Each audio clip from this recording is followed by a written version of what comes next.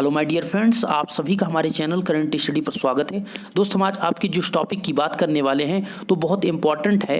यहाँ पर saturation region, cut off region और एक्टिव रीजन की ये आपके ट्रांजिस्टर के अंतर्गत आता है। हो सकता है कुछ स्टूडेंट का यहाँ पर कमेंट आए कि सर ये सिलेबस के अंतर्गत नहीं है, तो मैं आपको बताना चाहूँगा दोस्त, ये ट्रांजिस्टर के अंतर्गत है। आपने ट्रांजिस्टर पूरा कंप्लीटली पढ़ा है तो इस पार्ट को आप नहीं पढ़ेंगे तो आपका ट्रांजिस्टर अधूरा रह जाएगा। तो इसलिए इस टॉपिक की भी छोटा टॉपिक है, इसको आप थोड़ा कंप्लीट समझ लेंगे तो सभी टॉपिक्स आपके ट्रांजिस्टर के कंप्लीट हो जाएंगे। तो आइए आज इसको देखेंगे। और इससे पहले बताना चाहेंगे, पिछली वीडियो में हमने आपको अल्फा बीटा में संबंध, अल्फा बीटा गामा में संबंध और जो आपकी कॉमन एमीटर कॉन्फ़िगरेशन और कॉमन बेस कॉन्फ़िगरेशन दोनों की लीकेज करंट में रिलेशन, ये सारी चीज़ें हमने आपको इंक्लूड की थी।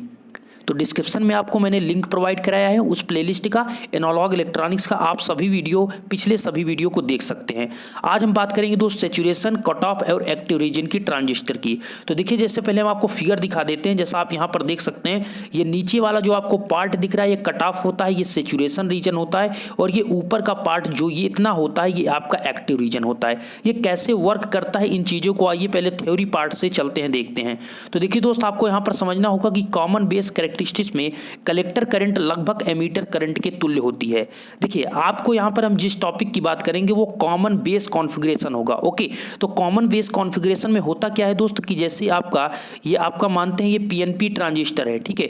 तो ये आपका बेस हुआ, ये आपका इनपुट एमीटर हुआ और आउटपुट कलेक्टर हुआ, ठीक है। इस प्रकार ये होता है। इसमें क्या होता है कि जब आप इनपुट पे जो आप अप्लाई करते हैं करंट, वो आउटपुट पर प्राप्त होता है। और जो बेस होता है उसमें बहुत ज़्यादा कम करंट फ्लो होती है। मतलब आप जितना कह सकते हैं, देखिए पूर्ण रूप से इक्वल नहीं होती। मतलब अगर आप कहें कि I इक्वल टू IC, अच्छा 100% आप कहेंगे तो ये गलत कहा जाएगा, अर्थात गलत होगा। लेकिन अगर आप यहाँ पर ऐसा कहेंगे कि IE का मान लगभग ये किसके बराबर है, IC के, अर्थात 100% नहीं होता है, क्योंकि बेस करंट भी कुछ होती है। इसीलिए आप दोस्त फार्मूला हमने आपको बताया था, E इक्वल टू होता है IC प्लस IB, अर्थात एमीटर करंट जो होती है वो base current plus collector current के योग के बराबर होती है। ये चीज़ें हमने ऑलरेडी आपको बताया है। तो यहाँ पर क्या होगा दोस्त, कॉमन बेस कॉन्फ़िगरेशन में जो उसकी कैरेक्टरिस्टिक्स बनती है, अर्थात अभिलक्षण बनता है, उन चीज़ों की बात करेंगे। तो देखिए, उसी के आधार पर ये चीज़ें बनाया जाता है। तो आउटपुट कैरेक्टरिस्टिक्स में खींचने के लिए यहाँ पर ध्यान दीजिएगा, यही से पॉइंट है मेन।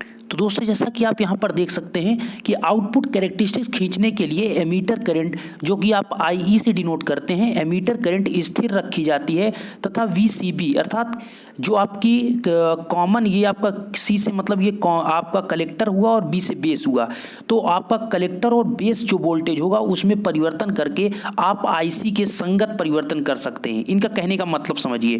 देखिए दोस्त, हमने आपको बताया है कि जो ये आपकी होती है करंट जो आप अप्लाई करते हैं यहाँ पर, इसमें क्या होता है, IE जो आपकी इनपुट करंट होती है एमीटर की, इसको आप कांस्टेंट अर्थात स्थिर कर दीजिए। और आप VCB अर्थात जो आउटपुट में क्या होता है, आउटपुट में आपको दो प्रकार, देखिए आपको हम समझाने की कोशिश करेंगे।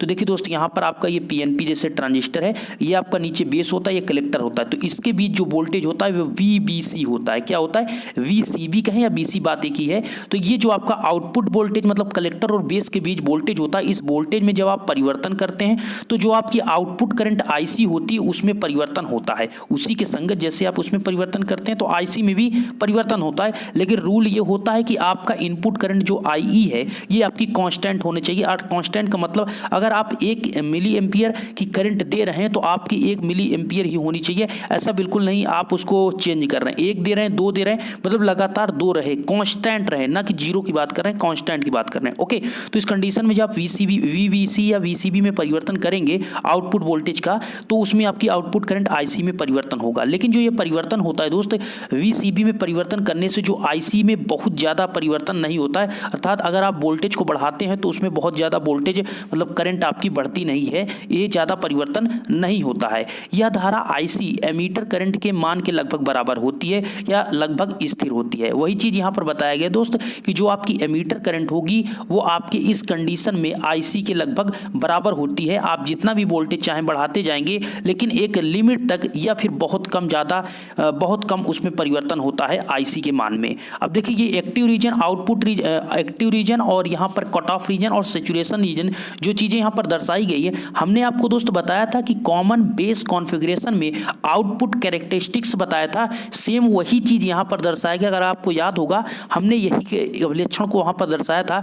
ये चीज़ें क्या थी हमने वहाँ पर आपको पॉइंट वाइज बताया था, लेकिन फिर से यह कट ऑफ सेचुरेशन रीजन बताने के लिए इस वीडियो में हमको आपको बताना पड़ा। तो देखिए दोस्त होता क्या है कि आपको ये पॉइंट जो दिख रहा है एक्टिव रीजन, इसमें आपका एक्टिव होता है, यहाँ पर सेचुरेट के ऑप्शन में होता है और यहाँ पर कट ऑफ अर्थात बंद होता है।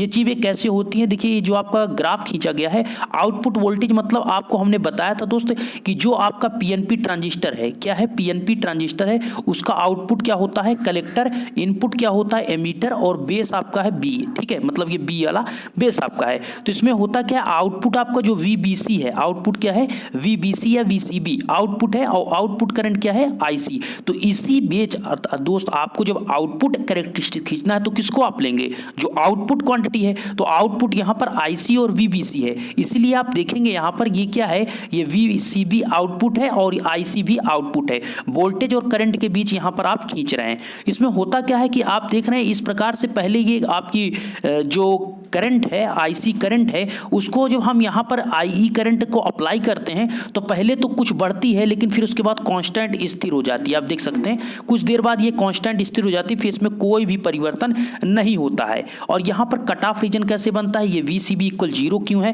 ये चीज़ें आगे हम आपको बताते हैं। तो देखिए होता क्या है दोस्त कि आईयू को बढ़ाने पर कलेक्टर करंट में उसी अनुपात में बढ़ जाती है और आईई के बराबर हो जाती है। देखिए जब आप आईसी के मान को बढ़ाते हैं, आईसी का मान दोस्त मतलब यहाँ पर क्या है आईसी कलेक्टर करंट भी उसी अनुपात में बढ़ जाती है तथा आई के बराबर हो जाती है। एमीटर करंट जो आपकी इनपुट करंट है, अगर आप इनपुट करंट को बढ़ाएंगे तो आईसी का मान जो आउटपुट है वो भी बढ़ता जाएगा और एक कंडीशन ऐसी होगी कि आपके आई का मान लगभग आपके आईसी के बराबर हो जाएगा, जो आईसी है आई के बराबर हो जाएगा। अब होता क्या है इस कैरेक्टरिस्टिक्स में दोस्त अभिलक्षण में कि मध्य का भाग जिस पर कलेक्टर करंट अर्थात आईसी स्थिर बोले तो कांस्टेंट हो जाती है, उस कंडीशन को कहते हैं एक्टिव रीजन, बोले तो सक्रिय क्षेत्र कहते हैं। आप समझिएगा होता क्या है दोस्त कि जब आप यहाँ पर आई देखिए ये जो करंट है ये आईई करंट दर्शाया गया, आप देख सकते हैं IE1 IE2 IE3 I4 यहाँ पर दिया गया है और IE इक्वल 0 है। इसको हम आगे आपको बताते हैं अभी, लेकिन पहले इसको समझना है कि जब आप IE करंट देते हैं तो पहले थोड़ा सा बढ़ती है उसके बाद कांस्टेंट, पहले थोड़ा सा बढ़ती कांस्टेंट, थोड़ा सा बढ़ती कांस्टेंट। कौन बढ़ रहा है दोस्तों, आईसी का मान बढ़ रहा है, किसका आईसी बोले तो कलेक्टर करंट। तो पहले जब आप आईई मतलब इमीटर करंट देते हैं तो पहले थोड़ा सा बढ़ता है, उसके बाद ये आपकी स्थिर हो जाती है, अर्थात जो आपकी आईसी है कलेक्टर करंट है वो आपके इमीटर करंट के बराबर हो जाती है। फिर उसी प्रकार यहाँ पर आपका -2 है, आप देख सकते हैं जब आपका 2 मिली एम्पियर की ये आपकी आईसी किस में होती है मिली एम्पियर, जो आपकी लीकेज करंट होती है वो माइक्रो एम्पियर में होती है और ये सभी जो करंट होती हैं आईसी हो या फिर आईई हो, कलेक्टर करंट हो या मीटर करंट, ये आपकी मिली एम्पियर में होती है। तो यहाँ पर आप देखेंगे 2 मिली एम्पियर जब करंट यहाँ दिया गया तो यहाँ पर आईई का मान क्या हो रहा है दोस्त, आप देख सकते हैं यहाँ पर आईई का मान पहले यहाँ पर थोड़ा सा आईसी का मान बढ़ा, उसके बाद ये कांस्टेंट हो गया अर्थात आईई के बराबर हो जाए। तो यहाँ पर होता यही है कि आपका ऐसा रीजन ऐसा क्षेत्र जब आपके दोस्त जो उसका कलेक्टर करंट बोले तो आईसी का मान कांस्टेंट हो जाए स्थिर हो जाए, तो ऐसे मान को क्या कहते हैं एक्टिव रीजन। आप इस फील्ड से लेकर इस फील्ड में जो है ये आपका क्या है ये एक्टिव रीजन है। ध्यान दीजिएगा जहां से ये सपाट हो जाता है, इसका मतलब समझिए जहां तक ये बढ़ रहा है ये चीज बढ़ रहा है तो यहां से इसके पहले ये आपका सेचुरेशन रीजन है, लेकिन इसके बाद जो ये आप लाइन देख रहे हैं इसके बाद जो ये सपाट हो रहा है इस प्रकार से स्ट्रेट लाइन, ये आपका एक्टिव रीजन होता है। अर्थात इस कंडीशन में जो आपके आईसी का मान है बोले तो कलेक्टर करंट वो आपकी क्या हो जाती है वो स्थिर हो जाती है। नेक्स्ट पॉइंट दोस्त चलें तो कलेक्टर बेस जंक्शन में रिवर्स बायस में है। अगर आपका जब आपका देखिए फॉरवर्ड बायस में भी होती है रिवर्स बायस में होता है, तो जब आपका collector base junction reverse bias में होगा और उस कंडीशन के बाद जैसे ही आप कलेक्टर बेस वोल्टेज 0 से अधिक अर्थात फॉरवर्ड बायस में आती है तो कलेक्टर करंट का मान तीव्रता के साथ बढ़ता है और यह अभिलक्षण आपका सैचुरेशन रीजन कहलाता है अर्थात संतृप्त क्षेत्र कहलाता है। कैसे समझिए, देखिए यहाँ पर आपको VCB अर्थात कितना दिखाया गया, 0। कितना दिखाया गया, 0। इस समय आपका जो आउटपुट करंट कलेक्टर और बेस का जो आउटपुट वोल्टेज है, कलेक्टर और बेस के बीच जो आउटपुट वोल्टेज है वो क्या है, 0 है। लेकिन आप जैसे ही थोड़ा, इस समय जब आपका 0 है उसके पीछे आपका निगेटिव होगा तो वो रिवर्स बायस में होता है। तो जब आप यहाँ पर क्या करेंगे, वोल्टेज को थोड़ा सा बढ़ाते हैं, जैसे ही बढ़ाते हैं तो ये आपका क्या आता है, फॉरवर्ड बायस में आता है। और जब ये आपका दोस्त फॉरवर्ड बायस में यहाँ से आता है, जब ये आपका फॉरवर्ड बायस में आएगा तो क्या होगा दोस्त कि आपकी जहां तक कंडीशन देखिए, जहां तक आपकी करंट बढ़ती है, मतलब आप जो आप वोल्टेज दे रहे हैं और उसमें आपके IE जो एमीटर करंट है वो आप दे रहे हैं, तो एमीटर करंट को बढ़ा रहे हैं और वोल्टेज में परिवर्तन कर रहे हैं, तो उस कंडीशन तक यहां पर क्या हो रहा है कि करंट आपकी IC का मान बढ़ रहा है। लेकिन जहां से करंट का बढ़ना बंद हो जाता है अर्थात कांस्टेंट हो जाती है, वहां से आपका एक्टिव रीजन शुरू होता है। उसके जस्ट पहले ये आपकी लाइन यही दर्शा रही है दोस्त कि लाइन के इस पार आपका सैचुरेशन रीजन है, लाइन के उस पार आपका एक्टिव रीजन है। हमारी बात को आप समझिएगा, जहां तक आप मतलब वोल्टेज जो अप्लाई कर रहे हैं और जो करंट IE एम्पियर जो आपकी करंट दे रहे हैं, आप देखिए यहां पर से जब करंट दे रहे हैं, IE एमीटर करंट दे रहे हैं, तो यहां पर क्या हो रहा है, ये बढ़ रहा है, IC का मान बढ़ रहा है, लेकिन एक बार स्थिर हो जा रहा है। तो जहां तक बढ़ रहा है वहां तक आपका क्या है, वह क्षेत्र आपका सैचुरेशन रीजन है, ओके। और उसके पहले आपका एक्टिव रीजन है। तो ये चीज आशा करते हैं आप समझ चुके होंगे, जो हम आपको समझाने की यहां पर पूरी कोशिश कर रहे हैं। देखिए लास्ट आपका दोस्त आता है कि शून्य एमीटर धारा पर भी कलेक्टर करंट शून्य है। इस समय collector base junction reverse bias में है तथा एमीटर बायस शून्य है। अब देखिए यहाँ पर हम रिवर्स बायस की बात कर रहे हैं, अर्थात जो आपका कॉमन कलेक्टर बायस जंक्शन है उस समय आपका रिवर्स बायस में है, तो उस कंडीशन में क्या होगा, एमीटर बायस शून्य होगा। रिवर्स बायस का मतलब क्या है दोस्त कि आपका जो वहाँ पर ट्रांजिस्टर वो कार्य नहीं कर रहा है। इसका मतलब यहाँ पर यह हुआ कि एमीटर द्वारा बेस में मेजॉरिटी कैरियर इंजेक्ट नहीं किए जा सकते क्योंकि कलेक्टर बेस जंक्शन पार कर कलेक्टर में जा सकें। अर्थात दोस्त यहां पर रीजन ये हो रहा है कि आप समझिए, ऐसा सिंपल समझिए, ये आपका PNP ट्रांजिस्टर है, ओके।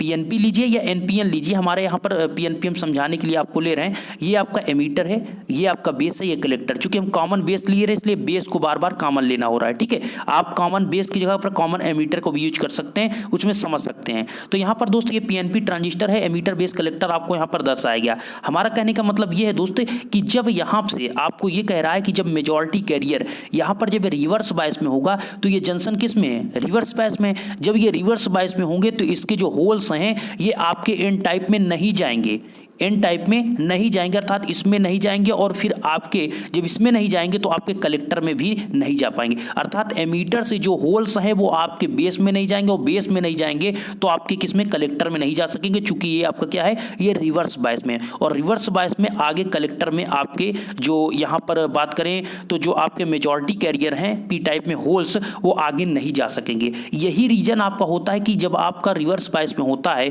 तो आपके कलेक्टर में जो होल्स होते हैं वो नहीं जा पाते हैं और करंट किसी प्रकार की फ्लो नहीं होती है। इस कंडीशन में जो IC बोले तो कलेक्टर करंट ओनली उष्मीय विक्षोभ के कारण होता है, ठीक है। ये आपका उष्मीय विक्षोभ अर्थात हीट जनरेशन के कारण यहाँ पर होता है, उष्मीय विक्षोभ के कारण। और जो ये ऊष्मा उत्पन्न होती है ये आपके माइनॉरिटी कैरियर के कारण होती है।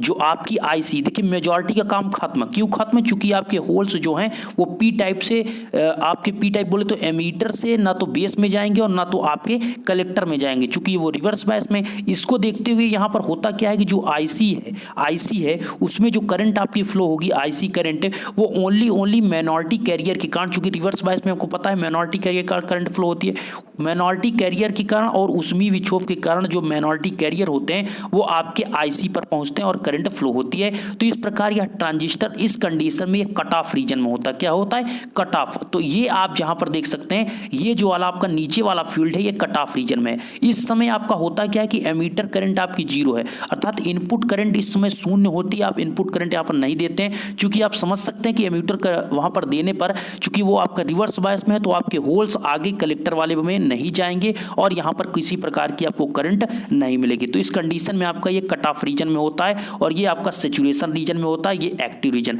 तो एक्टिव रीजन में आपका कार्य करता होता क्या है, यहाँ पर जब आप करंट देते हैं तो एक कंडीशन के बाद आपके सिचुएशन के बाद IC का मान कांस्टेंट हो जाता है और ये आपका कार्य करता है। तो ये सपाट वाला क्षेत्र एक्टिव रीजन, और इससे जस्ट पहले ये लाइन से पहले आपका सैचुरेशन रीजन, और इससे नीचे वाला आपका होता है कट ऑफ रीजन। ये सारी चीजें थी और ये आउटपुट कैरेक्टरिस्टिक है कॉमन बेस कॉन्फ़िगरेशन का। आशा करते हैं दोस्त ये वीडियो आपको अच्छा लगा। वीडियो अच्छा लगा तो लाइक करिएगा, दोस्तों को शेयर करिए, और प्लीज आप चैनल पर पहली बार विजिट करते हो चैनल को अभी सब्सक्राइब करिए। आपके सभी टॉपिक सभी चैप्टर कंप्लीट कराए जाएंगे, और ये आपका एनालॉग इलेक्ट्रॉनिक्स खत्म होता है तो आपके अदर भी जो सब्जेक्ट हैं उनको भी कंप्लीट कराया जाएगा। घबराने की कोई जरूरत नहीं दोस्त, आपके पास टाइम अभी है। मैं आपको टॉपिक वाइज सभी टॉपिक कंप्लीट कराऊंगा। धन्यवाद।